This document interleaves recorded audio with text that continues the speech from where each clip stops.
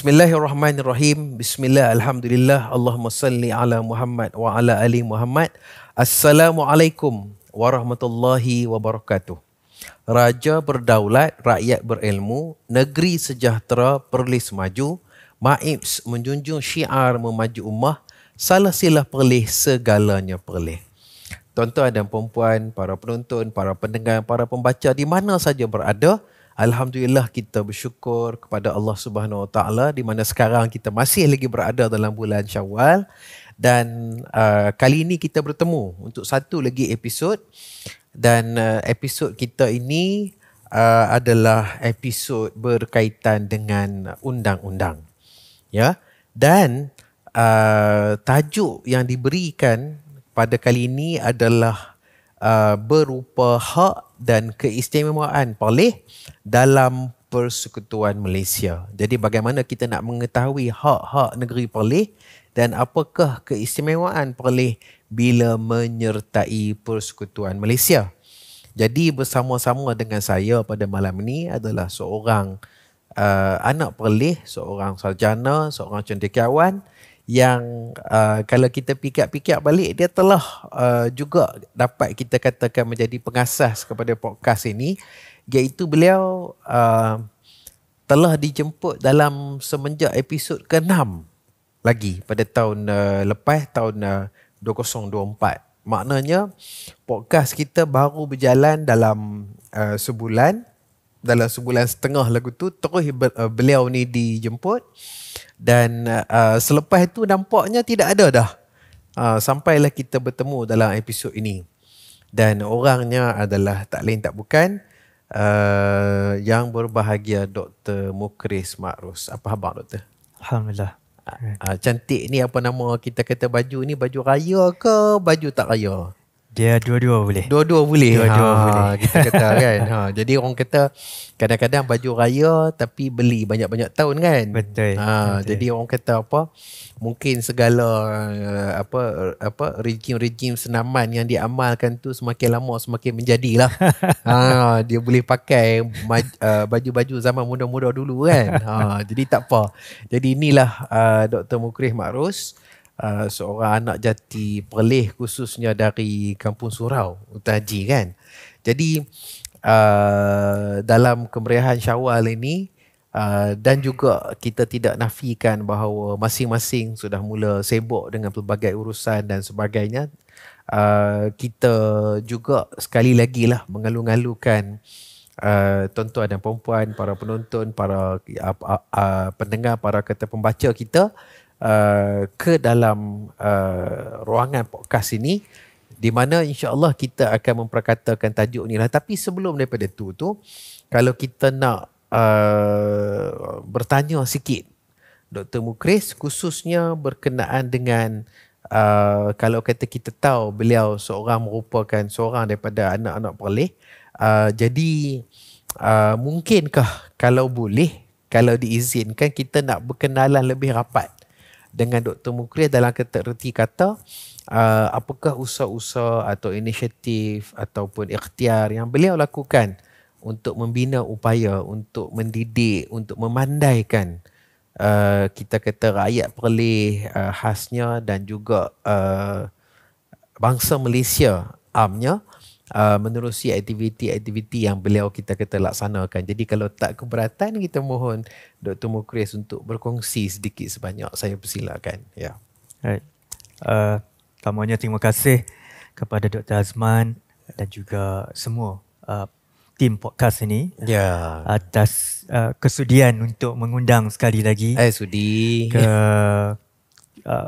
program yang bagi saya cukup bermakna, yang konsisten, dia berterusan terus mendidik, memandaikan masyarakat kita dengan ilmu-ilmu yang pelbagai, dan pastinya ada manfaat kepada seluruh masyarakat. Amin. Khususnya di negeri perlih ini. Jadi sebagaimana yang dilontarkan tadi soalan, jadi alhamdulillah saya sebagaimana sebelum ini cukup saya rasa 5 tahun dah sejak saya balik daripada UK lah, daripada United Kingdom. Saya balik pada awal 2020. Waktu itu tengah nak COVID. Okey. Bayangkan waktu tu dia tengah COVID, jadi banyak program-program yang tak dapat dijalankan, jadi diadakan secara terbatas lah, secara online dan sebagainya. Tapi kita tak terputus di situ. Kemudian bila dah kita semua bebas untuk membuat program dan sebagainya, alhamdulillah ada beberapa aktiviti yang melibatkan pemuda-pemudi di negeri Perlis ini, dan juga kalau di masyarakat di mana saya asalnya, saya Kampung Surau Hutan Haji tu. Kita juga selepas daripada PKP tu, jadi kita cuba untuk hidupkan balik suasana gotong royong. Kita buat balik di aktiviti di masjid, kita cuba untuk susun semula aktiviti-aktiviti. Sebab selepas saja PKP tu, ramai orang dia dah macam canggung sikit. Dia jadi aktiviti pun kurang. Jadi kita kalau boleh buat kalau bulan puasa kan, dia habis-habis tu kita buat sama-sama buat bubuk lambuk, panggil ramai-ramai, bubuk asura pun kita buat, nak rasa, nak sedap kan. Jadi kita buat sebab kalau boleh kita nak kembalikan, sebab sekarang ni nak tunggu kenduri pun orang tak buat gotong royong dah. Orang buat catering belaka. Jadi kita cuba untuk hidupkan suasana, jadikan masjid tu kebetulan diamanahkan dengan jawatan yang di masjid tu. Jadi kita pun buatlah sekadar mampu, di samping komitmen di universiti dan sebagainya. Jadi komitmen dalam masyarakat kampung tu kita cubalah untuk sama-sama sedaya upaya gerakkan. Dan of course banyak cabaran jugalah. Di kampung tu pelbagai segmen kan, pelbagai yalah dengan masing-masing punya pendekatan, cara. Dan bila mana kita berada dalam jawatan kuasa masjid tu, kita dapat lihatlah macam mana cara kita dapat harmonikan kepelbagaian itulah. Menuntut kesabaran, tapi hasilnya kita rasa senanglah, sedikit sebanyak kita dapat membantu. Dan kita juga dapat pelajari banyak benda dalam berhadapan dengan masyarakat, terutamanya dalam memajukan atau membangunkan, sama ada fizikal ke, masjid tu nak kita perelokkan secara fizikal, ataupun kita nak pastikan masyarakat bersama-sama lebih spiritualnya, ilmunya lebih meningkat. Jadi kalau untuk pengetahuan tuan-tuan dan puan-puan, para penonton dan para kita pendengar sekalian, Dr. Mukris juga adalah merupakan pengurusi kepada Jawatankuasa Qaryah Masjid Osman Al-Affan di Kampung Surau Hutan Haji. Jadi alhamdulillah sudah penggal yang kedua kan. Jadi kita kata alhamdulillah, kalau mungkin bahasa orang putih kata so far so good kan. Tapi mungkin kalau saya nak selit satu soalan tambahan, tapi tidak terhad kepada pengurusan masjid saja misalnya, tapi apabila kita asal dari Perlis, kemudian kita merantau keluar, macam Dr. Mukris sendiri boleh merantau pergi ke luar negara, pergi ke UK, balik semula ke Malaysia, balik semula ke Perlis. Apakah perkara yang kita rasa kita nampak benda tu unik atau ada di Perlis, dan bila kita merantau melihat banyak tempat-tempat yang lain, kadang-kadang melihat dunia, kita tak nampak benda tu ada. Jadi kadang-kadang apabila kita merantau ni baru kita perasan bahawa benda ni rupa-rupanya Perlis saja ada, ataupun dia satu benda yang lazim dikata Perlis, ia mungkin bukan satu kebiasaan atau budaya di tempat-tempat lain. Sebagai contoh lah, katakan macam ni lah, sebab Perlis ni dia banyak jalan-jalan ban ataupun tali ayak, ataupun kita sebut minitar lah. Jadi apa yang saya faham daripada kecil ni, saya diajak kata, kalau kata kita lalu, lepas tu ada kenderaan lain berhenti tunggu kita lalu tu, jadi kita kena angkat tangan kat dia. Jadi maknanya sebab tu daripada budak-budak kecil, walaupun kita kata dia budak kecil, dia bawa gerek tu lebih besar daripada dia, pun dia akan angkat tangan juga kan. Walaupun budak tu kita kata ranggi ke, rambut merah ke, rambut biru ke apa ke, tapi kalau asal daripada kecil tu, satu generasi ni ataupun beberapa generasi ni, dia akan angkat juga tangan. Terutamanya kalau dia diberi laluan dan orang tu berkorban masa tunggu dia, contohnya kan. Jadi apabila saya duduk di luar Perlis, saya buat perkara tu, misalnya nak lalu sebuah kata jambatan di sebuah di sebuah negeri misalnya, bila saya ni berhenti ni, saya duk tunggu orang kata angkat tangan pada saya ni, orang tak angkat tangan. Dan bila kita angkat tangan balik misalnya, orang jadi pelik kepada kita. Jadi akhirnya kita sedar kata, oh ini merupakan satu perkara yang unik kepada Perlis lah. Walaupun kita tak nafikan mungkin negeri lain ada, tapi kalau setakat kita merantau tu tak ada. Jadi bagi Dr. Mukris jumpa apa? Jumpa apakah pemerhatian sosiologikal ataupun mungkin legal yang rasanya bila kita merantau, kita balik semula ke Perlis, kita nampak benda ni macam unik kepada Perlis saja ni. Kan ada apa-apa yang dapat diperhatikan. Dia saya tak pasti sama ada ni unik kepada Perlis ataupun mungkin ini pengalaman dengan individu-individu tertentu di Perlis ni lah. Tapi saya dapat nampak bagaimana kadang ni dia kita nampak dia macam mula masa dia bagi pandangan tu dia memang dia macam dia tak bersetuju, tapi bila dah sepakat semua jadi. Kita bagi jadi. Dia maksudnya kadang-kadang tu kita ni kalau masa di luar tu nak buat program tu mesyuarat 2-3 kali. Tapi yang ni kalau dengan ada orang ni kita ni bang kita buat minggu depan on. Mula tu dia tahu tak boleh lah nanti ni, tapi tengok doktor kata nak buat minggu depan, jom kita buat kan. Dia mudah kira, dia jadi mudah kira dia kan, selagi dia macam mungkin awalnya tu dia nak bagi kita pikir dulu kan. Tapi bila kita minta tolong dia jadi tak mudah. Orang kata apa, tak banyak ni lah kan. Sebab bila dia nampak ni untuk semua. Adakah itu kerana semangat kampung? Mungkin semangat kampung yang saya rasa, ataupun semangat cintakan kampung kelahiran kita. Itu salah satunya yang kata jadi begitu, ataupun kita kata lagu mana? Saya rasa itu main peranan jugalah. Main peranan bila kita ada hubungan ikatan sentimen dengan tempat tu kan. Kita tahu di situlah juga dulu ayah kita pun buat benda yang sama dan sebagainya. So jadi kita nampak macam tu lah. Sebab tu sentuhan dia berbeza lah. Betul. Dia kita macam contoh kalau orang suruh jadi pengerusi pun kita nak tolak pun dia jadi macam tolak tarik akhirnya jadi juga. Kita kata lagu tu kan. Kalau saya mungkinlah soalan ni kita boleh kembangkan lagi pada topik-topik lain misalnya. Antara satu perkara yang saya perhatikan adalah yang saya tak dapat nak jumpa di tempat lain adalah apabila ayam kita tengah elok, berarti parit-parit kita tengah elok dan ikan tengah banyak.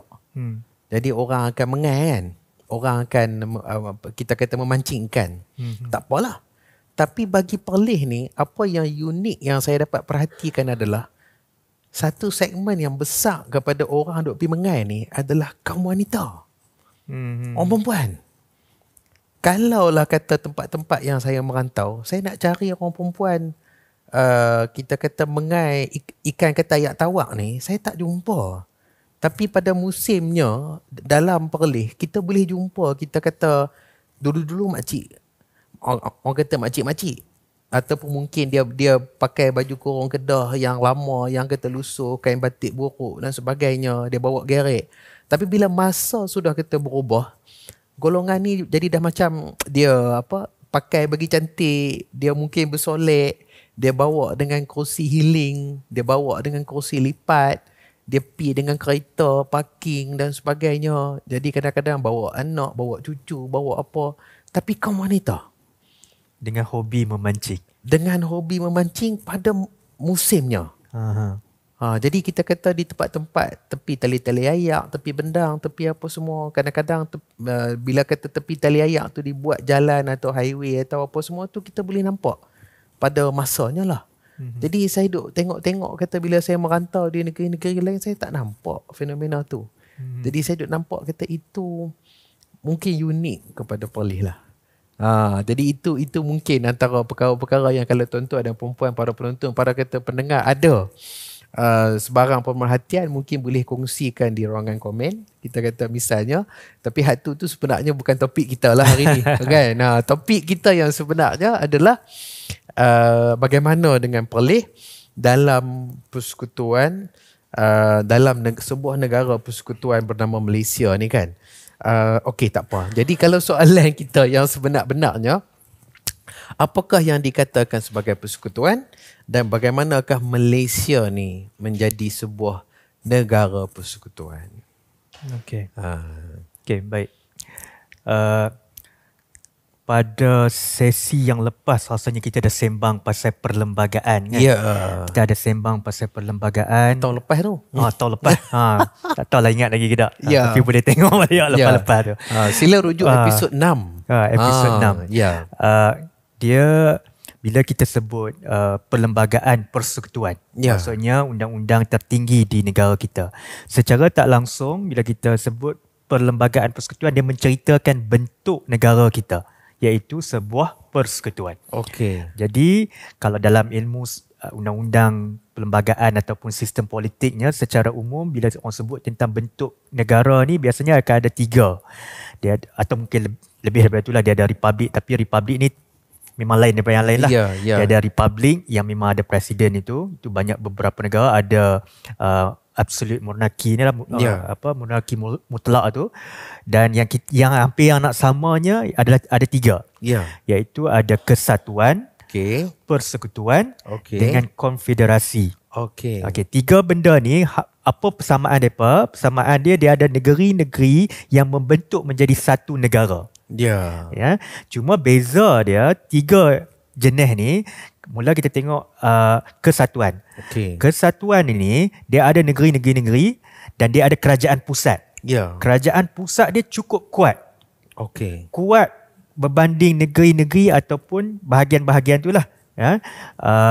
Dan persekutuan pula ada negeri-negeri. Pada masa yang sama ada kerajaan pusat, ada kerajaan negeri. Dan kuasa dia walaupun kadang-kadang nampak macam pusat itu lebih besar, tapi sepatutnya seimbang. Sepatutnya seimbang sebab negeri ada kuasa dia. Berbeza dengan kesatuan tadi. Kesatuan, kuasa pusat tu lebih besar. Contoh dulu dia selalu kata United Kingdom, tapi sebenarnya United Kingdom pun dah berubah dah jadi yang lain. Dan yang mungkin contoh Indonesia boleh kesatuan walaupun sebenarnya kalau tengok nama dia masih pakai federal juga. Federal juga, tapi sebab dia lebih menonjolkan sisi republik tu. Sebab dia ada presiden dan seterusnya. Tapi dari sudut kuasa pusat dia memang besar lah. Berbanding dengan wilayah-wilayah provinsi tu memang lebih sikit. Satu lagi konfederasi. Konfederasi ni dia negeri-negeri dia punya kerajaan pusat dia sangat limited, sangat terbatas, sangat kecil. Sangat kecil. Jadi kuasa negeri yang besar. Dulu ni dalam sejarah kita ada Konfederasi Negeri Sembilan tu. Yang mana wilayah negeri-negeri sembilan negeri itu membentuk satu konfederasi 1895 macam tu. Ada perjanjian, walaupun perjanjian tu dinamakan perjanjian persekutuan pun, tapi sebenarnya dia konfederasi sebab dia tak ada kerajaan pusat. Dia hanya ada seorang Yang Tuan. Tapi Yang Tuan tu sebenarnya mempunyai kuasa yang agak minimum berbanding dengan ketua-ketua negeri itu. Kalau kita nak ambil contoh negara yang law ni ada di dunia tapi konfederasi ni, kita nak bagi contoh apa tu? Konfederasi hampir tak ada lah. Hampir tak ada. Melainkan dalam organisasi bukan negara ada lah. Kita ada FIFA. Maksudnya nak cerita dia menggabungkan persatuan-persatuan bola sepak negara dengan kuasa yang sangat terbatas. Di peringkat pusat. Dia hanya menyelaras saja lebih kurang macam tu. Jadi kita ada persekutuan. Jadi kalau nak ni dari sudut analoginya, dari sudut keluarga tu, macam contoh konfederasi ni 3 kembar. Semua sama. Tak ada lebih. Yang kesatuan ni ada 3 orang, 2 orang anak, seorang ayah. Yang ayah itulah yang kuasa besar. Tapi kalau persekutuan ni dia macam 3 adik-beradik, seorang ada abang. Okey. Abang tu dia ada kuasa lebih sikit. Sebab dia macam tu. Dia agak seimbang.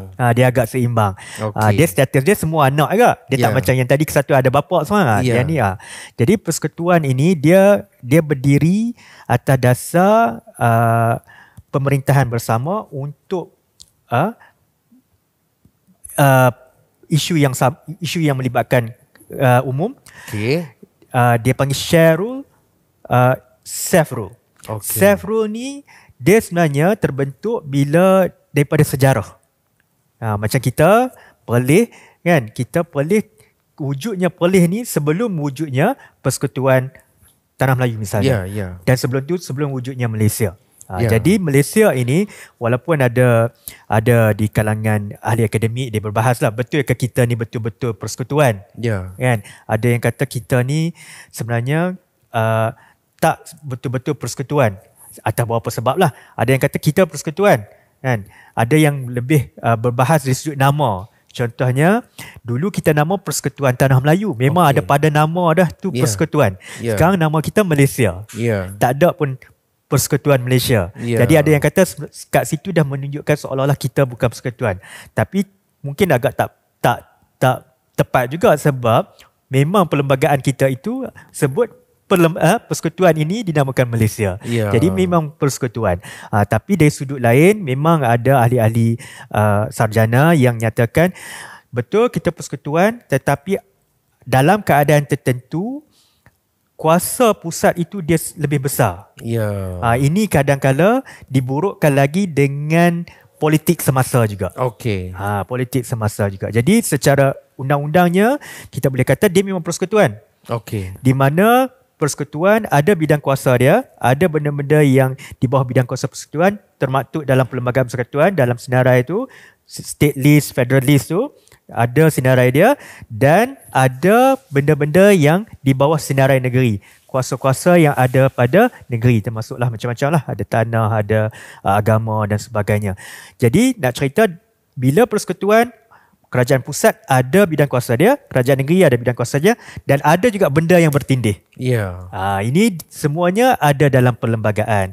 Dan secara kebiasaannya juga, persekutuan biasanya diikat oleh satu perlembagaan. Yang mana inilah yang mengikat antara yang menceritakan apa itu bidang kuasa kerajaan pusat, apa itu bidang kuasa kerajaan negeri.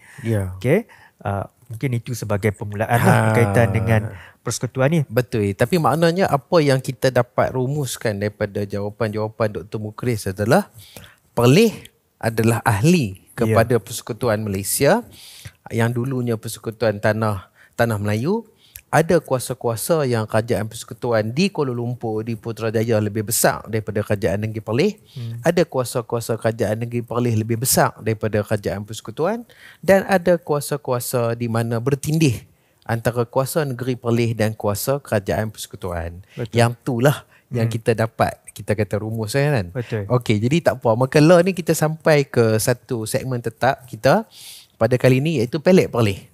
Dan untuk Pelik Perlis ni kita memilih satu lagi perkataan yang akan cuba dikaitkan dengan tajuk pada kata episod ini, dan perkataan yang kita pilih adalah perkataan tukuh.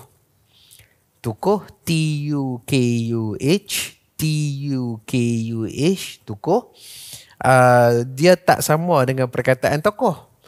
Tokoh ni mungkin orang, tapi tukuh ni adalah perbuatan pegang sungguh-sungguh, pegang kuat-kuat atau pegang jangan bagi terlepas.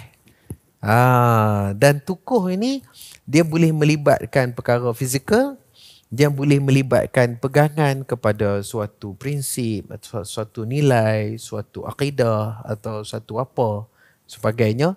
Jadi kita kata lagu tu lah. Kan? Dan seperti mana biasa, kita akan jemput kita kata tetamu kita Dr. Mukris untuk cuba buat ayat menggunakan perkataan tukuh. Tapi maknanya kita kata dah nasib host ni dia kena mula dululah kan. Jadi kita kata macam tu lah. Jadi bagi perkataan tukuh ni, ayat saya kalau saya nak kaitkan dengan kerajaan negeri dan kerajaan persekutuan Perlis dan juga kerajaan Ketua Persekutuan, kita kata mungkin ayat saya berbunyi adalah Perlis ni bila dia masuk dalam Persekutuan Tanah Melayu, maka dia kena tukuh sungguh-sungguh lah kepada janji ketika awal dulu.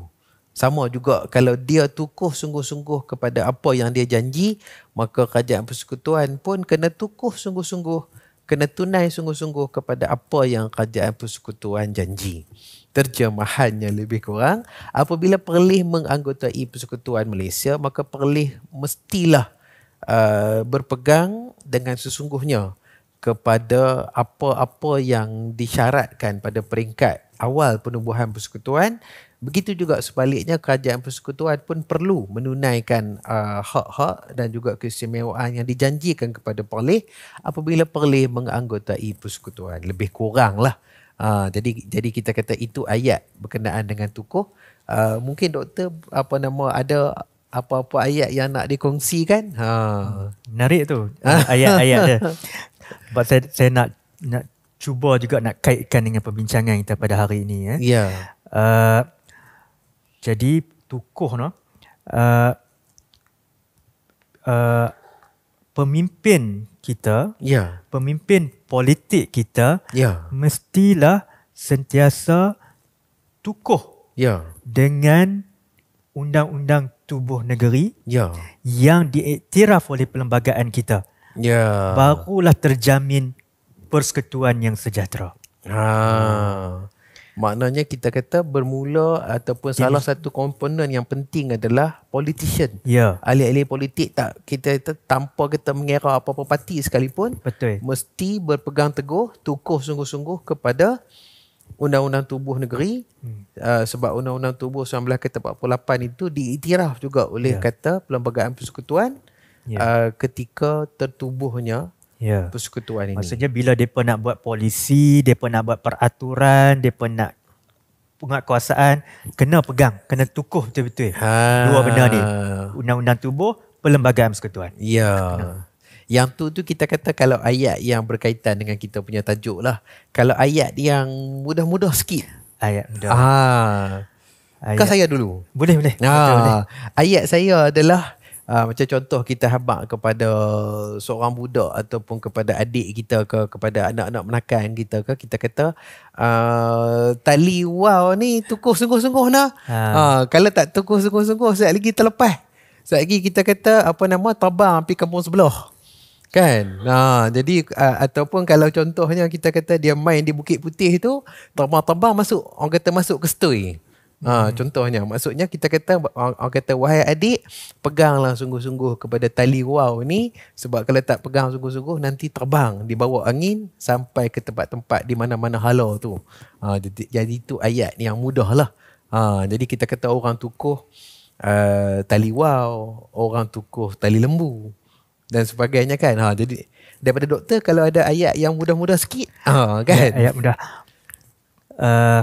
Dia bila kita naik sebagai pembonceng ni. Ada contoh macam naik mutu lah. Naik mutu. Okay. Naik mutu sebagai pembonceng ni, kita kata dekat orang ni, kau nak bawa motor jangan laju sangat. Jenuh aku nak tukuh handle belakang seat ni. Kan? Hang laju-laju, jenuh nak kena tukuh belakang ni kan. Tidak, tergolek lah. Kalau kata kita ni, kita kena pegang besi tu lah. Besi di belakang tu. Besi di belakang tu. Kalau pegang di dia orang kata dia pula geli. Kan? Sama-sama tergolek. Lagi tak boleh buat mutu kan. Tapi tak apa. Hak tu antara perkataan yang saya fikir-fikir, kalau kita kata bahasa seperti mana yang digunakan oleh Dewan Bahasa dan Pustaka tu, dia tidak ada istilah tu. Dia pegang kuat-kuat ada, tapi satu perkataan yang merangkumi. Perbuatan pegang kuat-kuat, pegang jangan sampai terlepas. Tu kita duk cari-cari macam kita tak ada.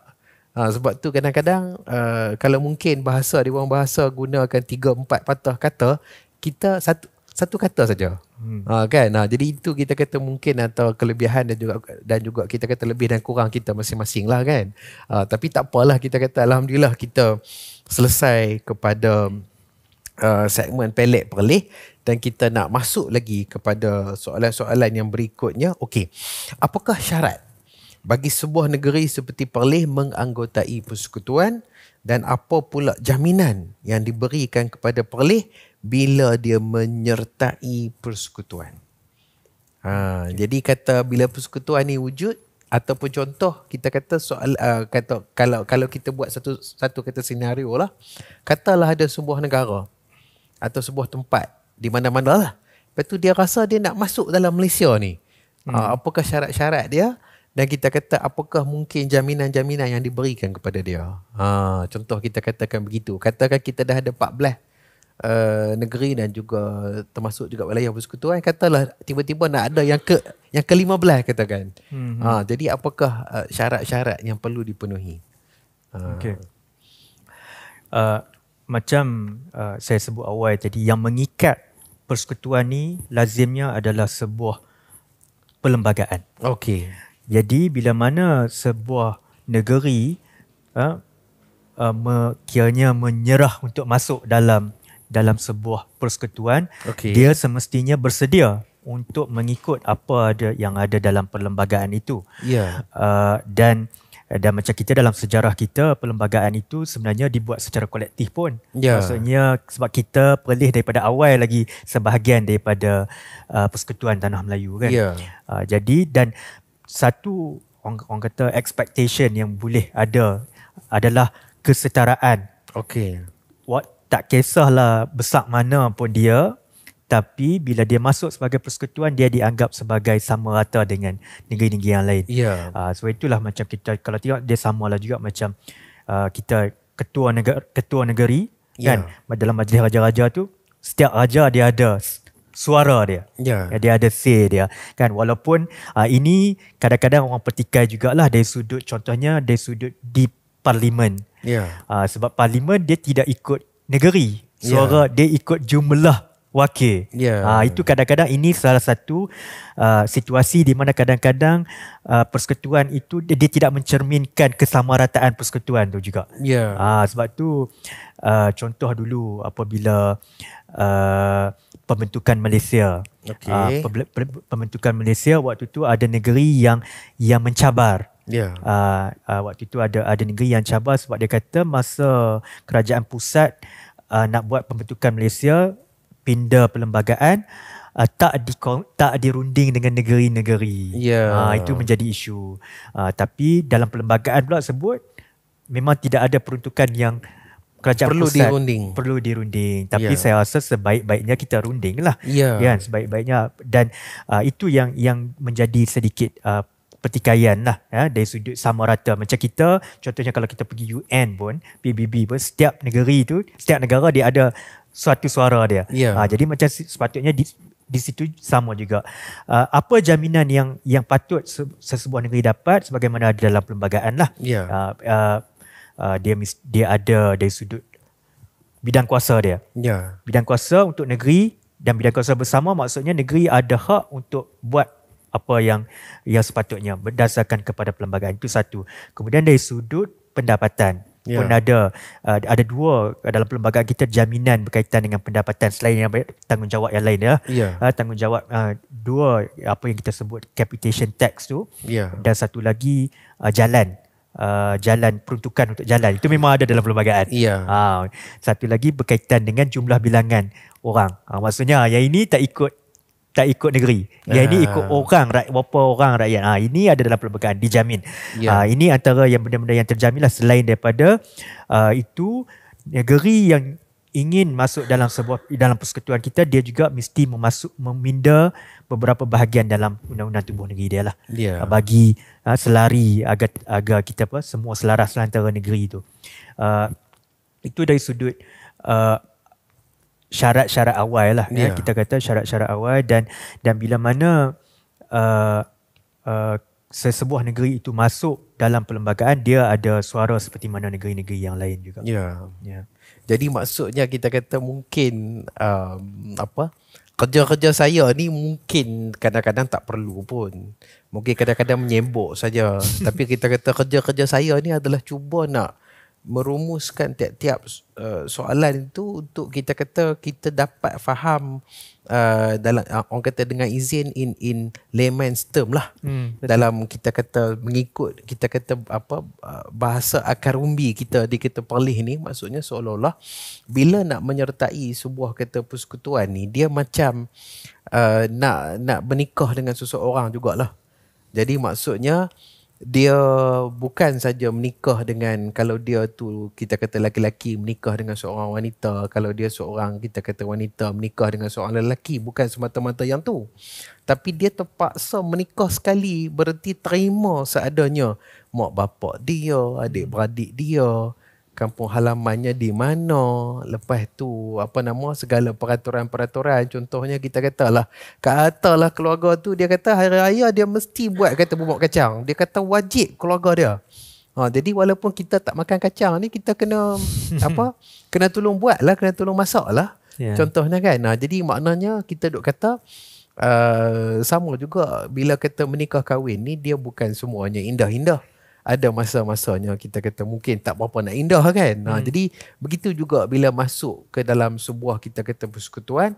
Tetapi saya kata percaya kita perlu menyertai persekutuan ni, dan seperti mana yang menjadi slogan kepada jata negara kita, bersekutu bertambah mutu. Jadi yang itulah asas pada peringkat awalnya mengapa perlu kita kata memasuki persekutuan Malaysia lah. Tapi tak apa, kita kata yang tu insya-Allah kita ada soalan-soalan yang mungkin lebih khusus kepada beberapa perkara yang telah disebut oleh kata Dr. Mukris. Okey.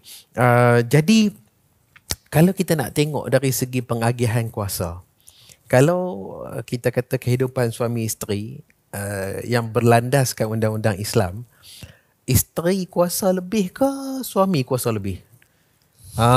Jadi maknanya kalau kita sebut dalam Islam ni, suka tak suka kita kena kata suami lah lebih. Kan isteri tu dia taat kepada suami. Terutamanya perkara-perkara yang ma'ruf semua, dia kena taat pada kata suami dia. Kan? Dia kena apa? Dia kena dengar dan taat contohnya. Tapi maksudnya kalau bagi sebuah kata persekutuan, bagaimanakah kuasa-kuasa tu diagihkan? Sehingga jadilah ini kuasa persekutuan, ini kuasa negeri, dan ini kuasa bersama. Jadi saya persilakan doktor sekali lagi. Dia bila doktor sebut pasal hubungan suami isteri tu, dia dulu ada saya pun pernah dengar lah penceramah dia sebut. Antara general dengan major ni. General suaminya, major ni isterinya. Sebab pangkat dalam askar lah. General lebih tinggi lah kan. General ni dia sebab dia dalam general issues, general matters. Tapi dalam major matters, hal-hal yang besar, kebanyakannya isteri yang urus. Sama tu dah kita tengok dari sudut kuasa pusat ni, kalau kita tengok memang dari sudut listnya, dari sudut senarainya, senarai negeri lebih banyak. Sepatutnya, dan sekiranya ada tidak disebut dalam senarai negeri ataupun senarai bersama ataupun senarai ni, maksudnya yang tak disebut langsung itu jatuh dalam negeri. Maksudnya apa-apa yang tak disebut dalam perlembagaan itu negeri punya. Maksudnya negeri banyak sepatutnya, tapi yang utama tu, yang general, yang utama tu ada pada pusat. Contohnya tentang undang-undang, tentang national security, tentang hubungan antarabangsa. Itu ada pada ada pusat lah. Tapi pada benda-benda yang penting juga, yang berkait secara langsung dengan masyarakat setempat, contohnya macam tanah, macam persekitaran, tali ayak dan sebagainya, itu di bawah negeri. Kerajaan tempatan dan sebagainya, dan yang paling dekat dengan masyarakat adalah agama lah. Agama dan budaya. Sebab itu agama dan adat istiadat duduk pada negeri, paling dekat dengan masyarakat kan. Dia maksudnya dia penting juga. Tapi kalau kita tengok yang utama tu pada kerajaan pusat, dari sudut kewangannya, dari sudut urusan ketenteraan dan sebagainya, penting untuk negara secara keseluruhan. Tapi dalam urusan yang paling rapat dengan harian masyarakat setempat akan umbi ni, ini di bawah negeri. Ini di bawah negeri. Jadi kita, dan senarai bersama macam-macam lah. Kita ada pendidikan, kita ada kesihatan yang memang Itu uh, memang kalau kita tengok fungsi dia lebih kurang macam nak selaraskan lah antara semua negeri yang ada. Kalau mungkin tambahan kepada soalan ni, bagaimanakah kuasa-kuasa negeri itu dikatakan adalah sebahagian daripada kedaulatan dia, sebahagian daripada kemerdekaan dia dalam sebuah persekutuan tu? Macam mana kita nak faham tu? Kalau kita tengok bila mana, sebab negeri-negeri ini ketika dia membentuk persekutuan, mereka adalah negeri-negeri yang merdeka. Jadi sebahagian daripada kedaulatannya itu diangkat menjadi persekutuan, diwakilkan kepada persekutuan untuk diputuskan. Sebab itu di persekutuan pun bukan orang lain sepatutnya, adalah wakil-wakil daripada negeri itu juga. Jadi yang ini diangkat untuk kerajaan. Jadi kuasa-kuasa yang memang daripada awal sebelum dia masuk persekutuan kekal di situ, kan? Macam kuasa berkaitan dengan agama itu sejak zaman kolonial, zaman sebelum tu lagi memang ada pada negeri. Berkaitan dengan adat istiadat memang ada pada negeri. Berkaitan dengan tanah itu lagi berkait rapat dengan kedaulatan, kan? Berkaitan macam mana rizab Melayunya, berkaitan dengan hutannya dan sebagainya, itu memang secara direct berkaitan dengan bukan saja kedaulatan tapi juga identiti negeri itu sendiri, identiti, value, budaya dia tu. Jadi sebagai ini maksudnya list ini memang hak dia lah. Jadi dia juga bila mana dia menyertai persekutuan, dia juga hak ini juga perlu dihormati oleh persekutuan. Hak ini perlu dihormati oleh persekutuan. Sebab itu memang kita letak dengan jelas pembahagian ini. State ni ada, dan sekiranya ada yang tidak disebut, itu memang balik kepada, itu memang hak state. Sebab daripada awal lagi hak dia. Kan? Sebab persekutuan adalah gabungan negeri-negeri yang merdeka yang masuk. Betul. Jadi kalau kita nak kata ibarat asal-asalnya kuasa negeri ni 100%. Tapi bila dibentuk persekutuan, sama ada suka ataupun tak suka, sama ada mata berayak, suara tak dengar, contohnya, maka daripada 100% kuasa dia tu, beberapa juzuk tu telah diserahkan kepada persekutuan. Maka tinggallah dia dengan apa-apa yang dia katakan senarai negeri dan senarai bersama. Itulah yang dia tinggal, dia serah kepada persekutuan dengan satu sangka baik. Mudah-mudahan persekutuan boleh membela nasib dia dan negeri-negeri lain tu dengan lebih baik lagi. Jadi itu antara perkara yang berlaku lah. Saya nak tambah, Doktor. Disebabkan itulah juga dari sudut sejarahnya kenapa dulu pemimpin-pemimpin setiap negeri ini tolak melayan union. Sebab union itu kesatuan, macam saya sebut awal tadi. Melayan union dia adalah sebuah bentuk kesatuan. Bukannya berlawanan persekutuan. Bila kita sebut kesatuan, kuasa dia, pemusatan dia kuasa pada kuasa pusat. Kan? Kalau kita nak itu, dulu kita tak bantah dah. Kalau kita nak itu konsepnya, tapi apa yang kita nak adalah kita nak kuasa negeri itu dikekalkan. Kuasa-kuasa negeri dikekalkan, cuma ada sebahagian diangkat untuk diuruskan oleh pusat. Untuk diputuskan oleh pusat. Dan di pusat juga macam saya sebut tadilah, di Dewan Rakyat wakil daripada negeri juga. Di Dewan Negara sepatutnya ada lantikan daripada state juga, daripada negeri juga. Jadi yang tu kita kata Masya Allah lah, kita kata banyak penjelasan daripada doktor yang kita dapat pada kata hari ini. Maknanya walaupun Perlis ni dia disebut orang macam tu, macam ni, macam tu, macam ni, tetapi Perlis juga bersama-sama menubuhkan persekutuan ni daripada awal. Jadi sampailah kita kepada satu segmen tetap juga, namanya Ambil Perawa, iaitu bagaimanakah jadinya kalau kata seorang suami dan isteri bila berlaku akad nikah, berlaku ijab dan kabul, maka jadilah suami isteri secara rasmi. Maka Perlis ni, dia punya ijab dan kabul ni berlaku bila? Sehingga dia menyertai persekutuan ni. Jadi mungkin doktor boleh kongsikan dia kita kata bagaimana berlaku ijab dan kabul itu. Dia bermula bila kita bersetuju untuk 1948 lah kan. Ya. Di mana kita bersetuju untuk menyertai Persekutuan Tanah Melayu waktu itu. Ya.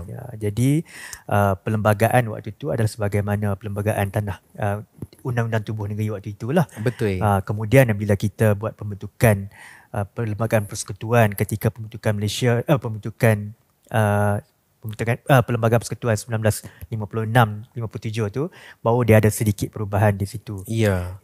Jadi apa yang saya faham ni adalah menuju ke arah penubuhan kita kata persekutuan selepas Melayu Union, gagasan Melayu Union yang telah digagalkan akibat kita kata orang Melayu secara sebulat suara lah kita kata menolak, maka berlakulah perundingan demi kita perundingan untuk menubuhkan ganti kepada union. Kesatuan itu adalah gantinya sebuah kata persekutuan.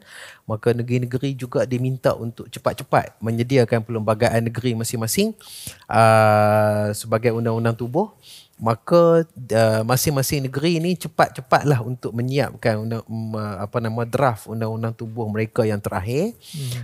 Dan bila dah siap itu, maka apa yang berlaku adalah maka lepas tu juga serentak dengan tu juga perlembagaan persekutuan tu telah disiapkan, dan kemuncaknya pada satu tarikh yang catatan sejarah itu menyebutkan sebagai 21 hari bulan Januari 1948,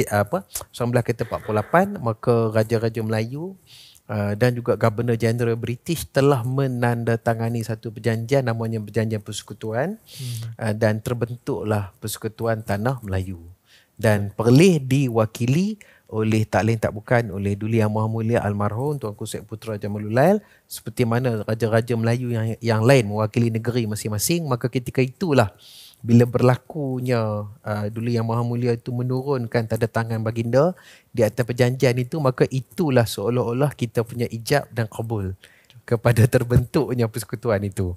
Itulah kita punya akad, bukan akad nikah tapi akad masuk ke dalam persekutuan. Jadi itu kita kata sikit sebanyak apa yang dikatakan sebagai ambil perawa. Saya tak sangka kata waktu berjalan dengan begitu pantas, dan kita pun nampaknya perlu ada lagi beberapa soalan. Okey, dari segi peruntukan kewangan. Okey. Apakah hak-hak perlis dalam Persekutuan Malaysia? Saya persilakan Dr. Mukhlis. Baik. Sebagaimana saya sebut tadi, dari sudut perlembagaan, jaminan secara zahirnya, secara eksplisit tu ada dua ya tadi.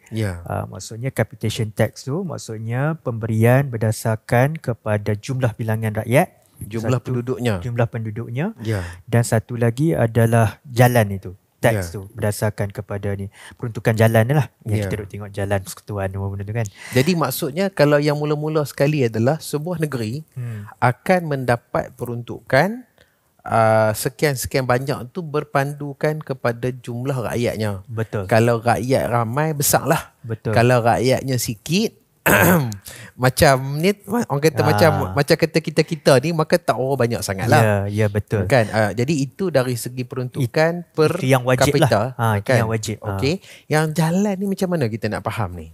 Yang jalan ini dia ada perkiraan dia lah. Dia ada perkiraan. Jadi maksudnya persekutuan mesti memberikan peruntukan untuk membina jalan-jalan persekutuan, mungkin berdasarkan keluasan negeri tersebut. Jugalah. Jadi maksudnya besar negeri itu, maka banyaklah kerajaan persekutuan kena mendirikan jalan-jalan persekutuan, dan kalau sebaliknya kecil maka sikitlah.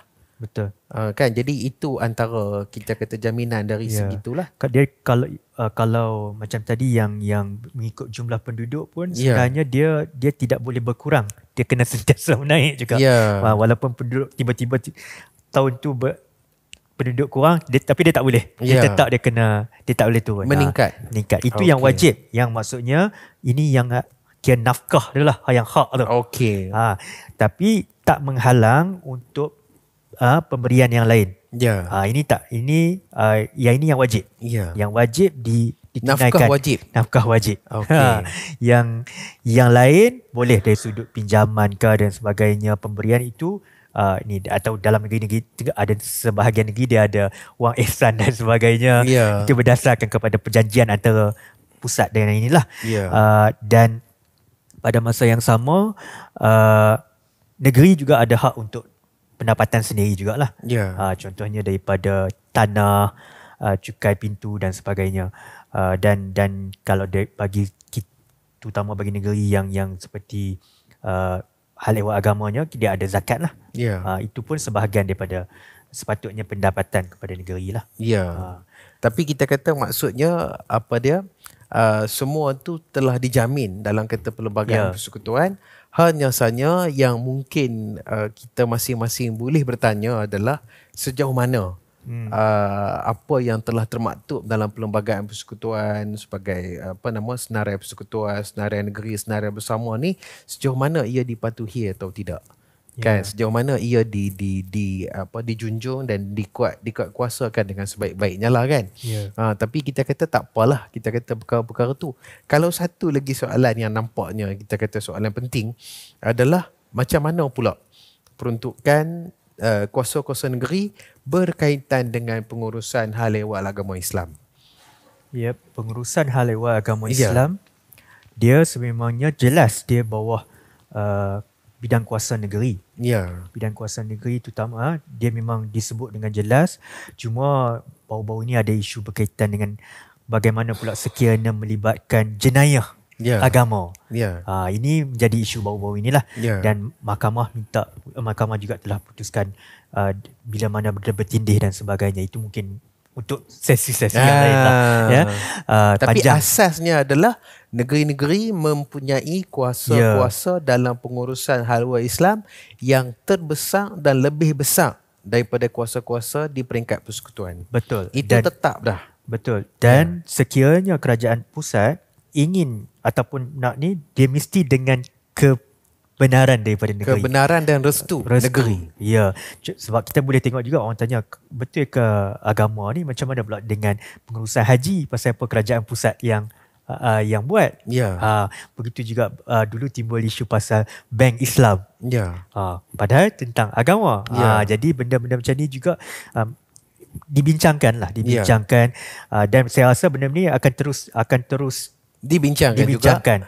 Sebab bila mungkin berkembang, mana tahu nanti tiba-tiba Maib nak buat bank ke dia akan jadi adakah jadi saya rasa ini satu yang sihat lah. Maksudnya kerajaan pusat kena bersedialah, lapang dada untuk berbincang, sebab jelas dari sudut bidang agama dan juga adat istiadat, ini negeri punya. Dan ini macam kita duk sebutlah, ini sebahagian daripada kita punya nilai, budaya, identiti kita dan sebagainya.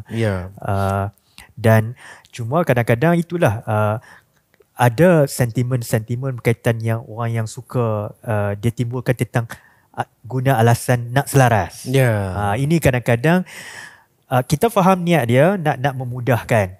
Tapi pada masa yang sama dia tidak boleh nafikan bahawa keselarasan itu hanya boleh berlaku sekiranya kita memang sama. Kita memang bersedia untuk sama. Tapi sekiranya memang state ada hak untuk tidak mengikut dan rakyat pun memang nak macam tu, jadi dia tidak bolehlah atas dasar nak selaras tu untuk nak semata-mata nak selaras.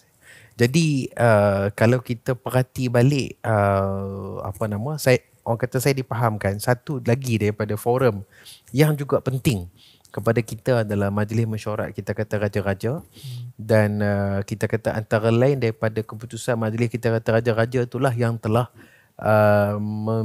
sampai kepada satu kita kata kompromi bahawa kita melihat anak bulan untuk menentukan permulaan puasa, permulaan raya, semua tu telah dibincangkan dan cuba diselaraskan.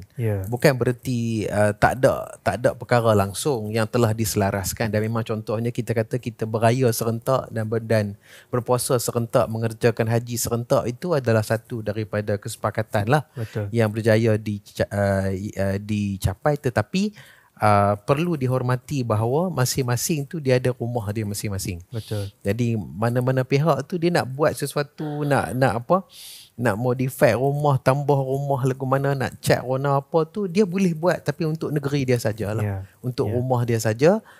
tidak kita kata termasuk dalam negeri-negeri yang lain. Tapi kita kata itu pun antara persoalan-persoalan yang sebenarnya boleh jadi satu episod khas lah. Betul. Kita kata macam tu kan. Tapi tak apa.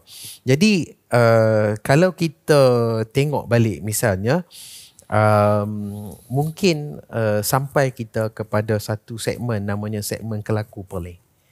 Dan dalam segmen kelaku perleh ni dia mungkin saya perlu bentangkan senario, iaitu contohnya kita kata apakah cabaran-cabaran dalam menyertai sebuah negara persekutuan di mana bila kata kita ni kecil ataupun kita ni negeri yang ke-13 terbesar di Malaysia, maka kadang-kadang kita nampak bahawa ada masa dan ketikanya seolah-olah kuasa-kuasa negeri itu terhakis.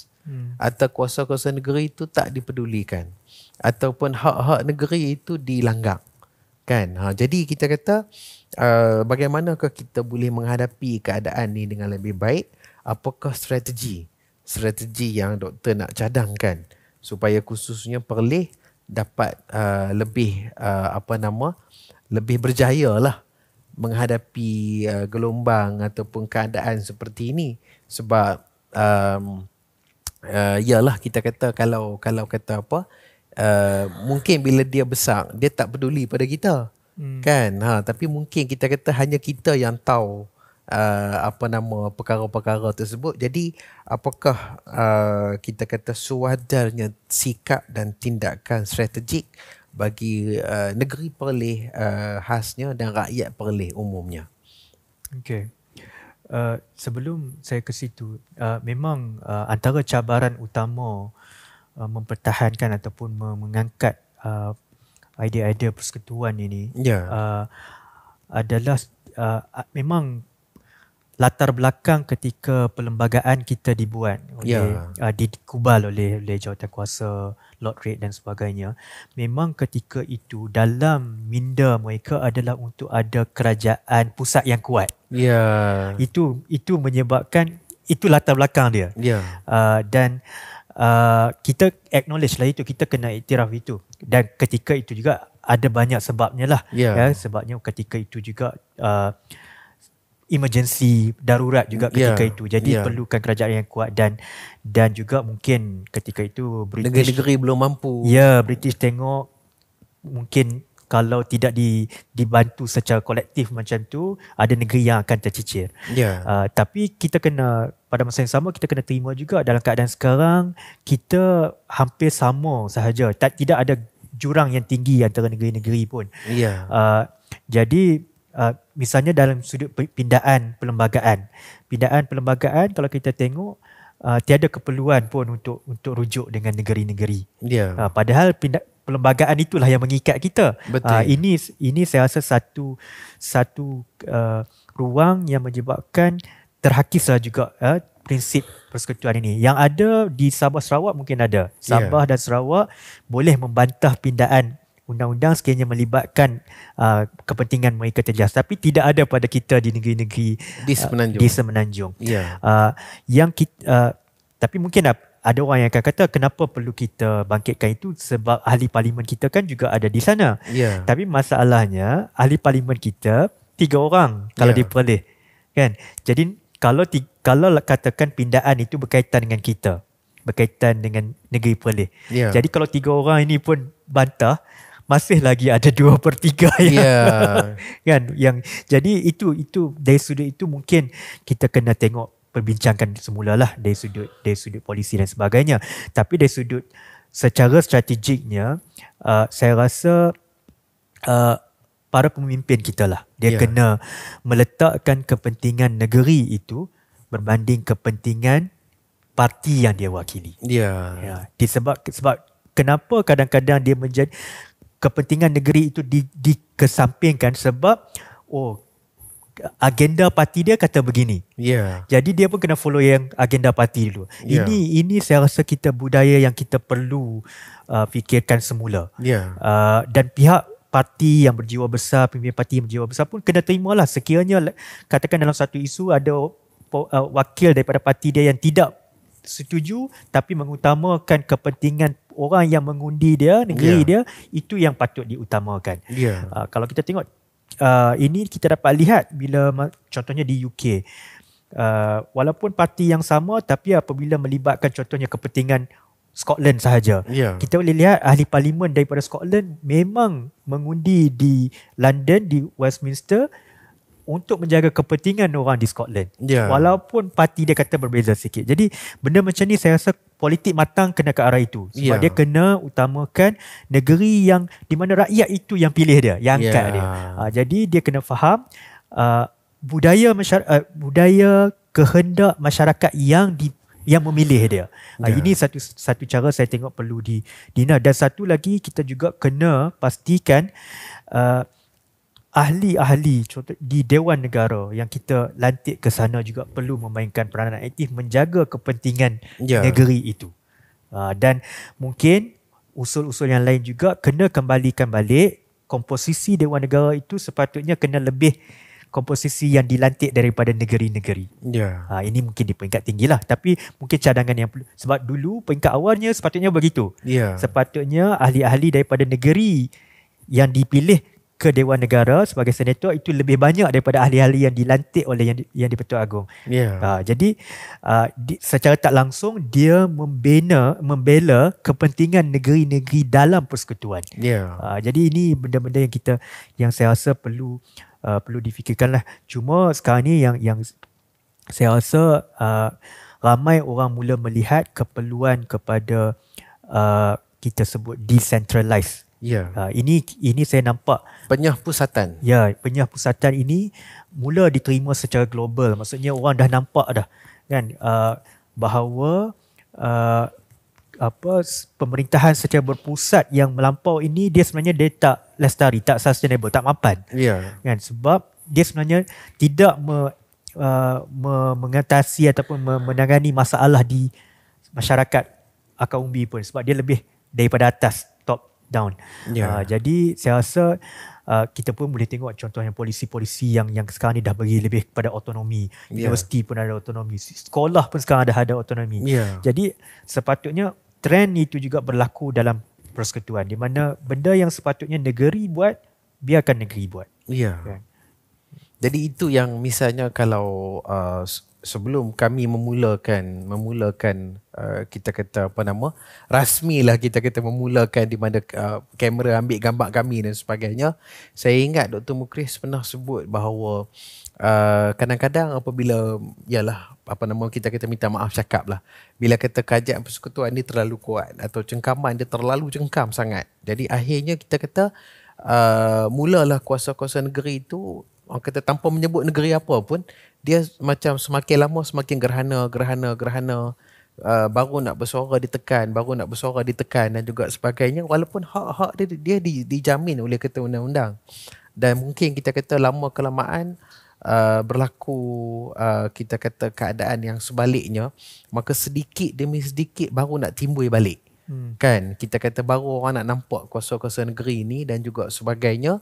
Dan kita kata seperti mana yang saya nak sambut balik apa yang disebut oleh kata Dr. Mukhris kepada ahli-ahli politik kita dalam apa saja parti, misalnya perlulah menjaga kepentingan kita dan membawa suara kita ke peringkat persekutuan, ke peringkat pimpinan parti masing-masing dan ke dewan-dewan parlimen lah. Kita kata macam tu. Begitu juga kita harapkan bahawa kuasa-kuasa negeri ini dapat terus dihormati dan dilaksanakan dalam semangat persekutuan itu khasnya oleh anggota-anggota perkhidmatan awam. Walaupun kita tahu kata mereka berasal daripada negeri apa pun tak apa, tetapi maksudnya bila sampai ke Perlis, maka dia kena pastikan bahawa kuasa-kuasa Perlis dapat dihormati, dapat dilestarikan seperti mana juga kuasa-kuasa persekutuan. Dan bukan kita kata misalnya semata-mata sebelah pihak saja dan juga sebagainya lah. Jadi itu juga antara perkara yang kita harap sangat lah. Jadi nampaknya masa pun tidak menyebelahi kita, kan? Tetapi kita dah sampai di hujung. Jadi apakah kesimpulan yang ringkas tetapi padat daripada Dr. Mukris berkenaan dengan episod ini. Okay. Saya ingin tekankan persekutuan ini, prinsip ataupun federalism ini mesti dipertahankan. Sebab itu yang membina kita.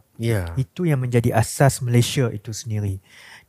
Dan kalau kita amati perlembagaan itu sendiri, ada banyak bidang kuasa negeri. Tapi sayangnya kadang-kadang kita tak ambil endah sangat.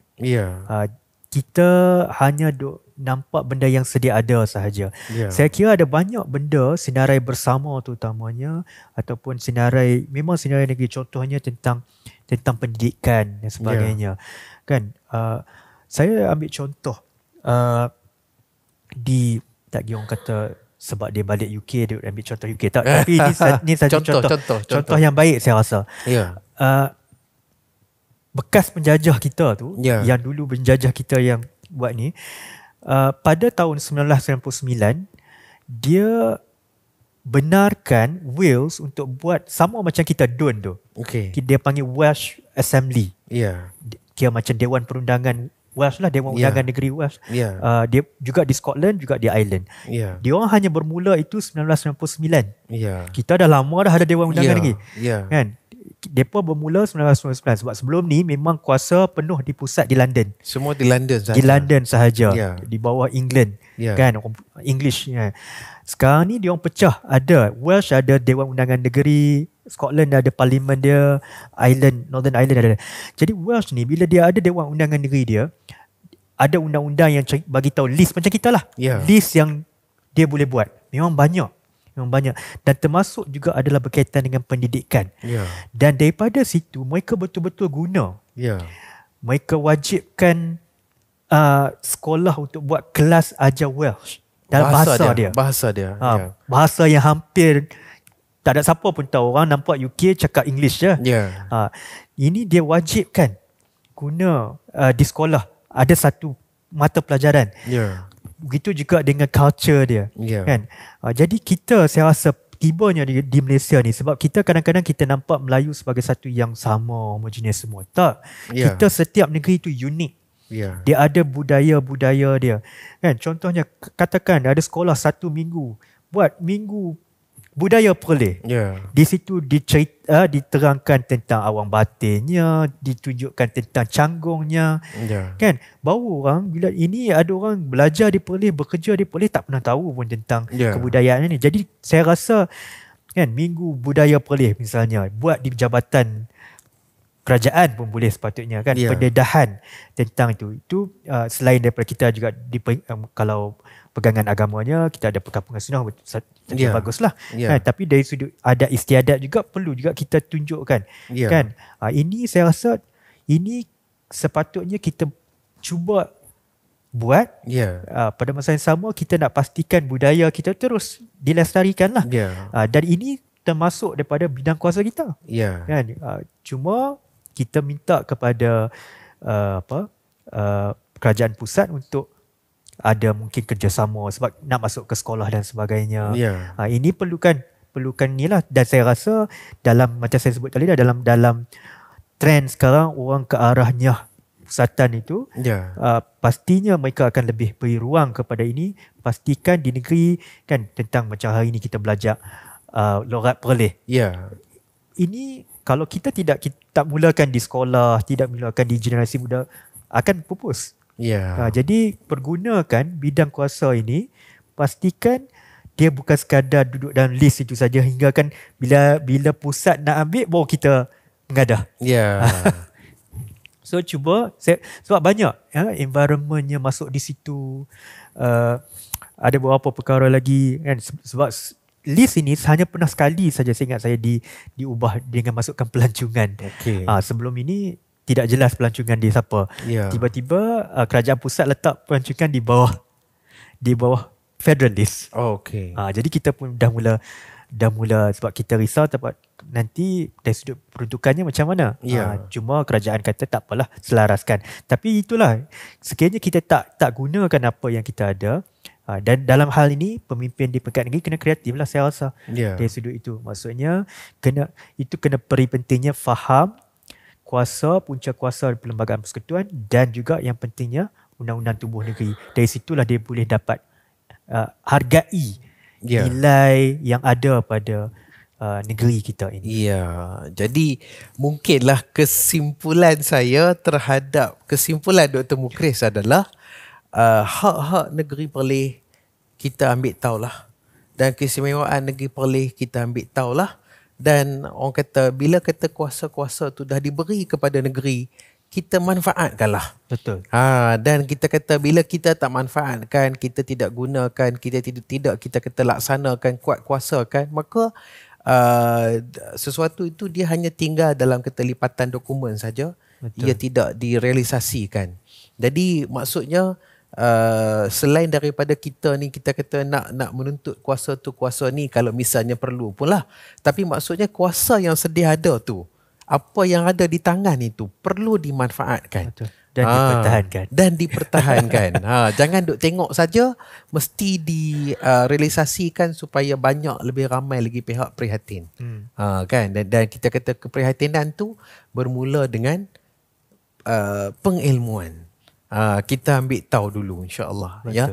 Jadi tuan-tuan dan puan-puan, sekali lagi saya ucapkan banyak-banyak terima kasih kepada tetamu kita yang berbahagia, Dr. Mukris Makrus, anak jati Kampung Surau Tan Haji, tapi beliau ni telah mendunia dan kita kata sebenarnya ada banyak lagi kepakaran beliau yang kita akan cuba kongsikan menerusi podcast ini. Terima kasih kerana telah meluangkan masa dan telah berkongsi ilmu bersama-sama dengan kita pada kata hari ini.